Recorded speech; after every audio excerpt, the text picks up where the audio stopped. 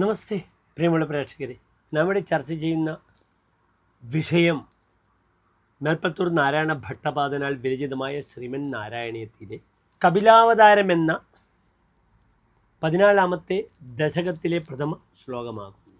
സ മനുസ്മൃത താവതാംഗ്രിയുഗ്മ സ മനുഃ പങ്കജ സംഭവാംഗ ജന്മ നിജമന്തരമന്തരായ ഹീനം ചരിതം തേ കഥയൻ സുഖം നിനായ.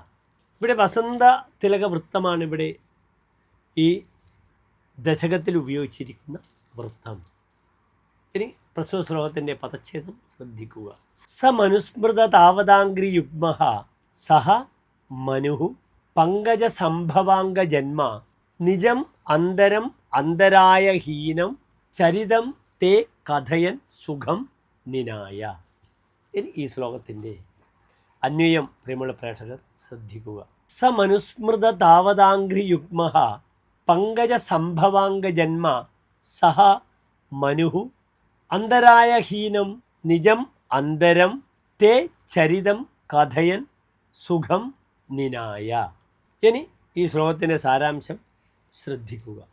കമലോത്ഭവനായ ബ്രഹ്മാവിൻ്റെ പുത്രനായ സായംഭുവ മനു അങ്ങയുടെ പാദങ്ങളിൽ ധ്യാനനിമഗ്നനായി ഭവാന്റെ ചരിത്രങ്ങൾ പാടി പുകഴ്ത്തിക്കൊണ്ട് ക്ലേശങ്ങളില്ലാതെ സസുഖമങ്ങനെ തൻ്റെ കാലം കഴിച്ചുകൂട്ടിയെന്ന് സാരം.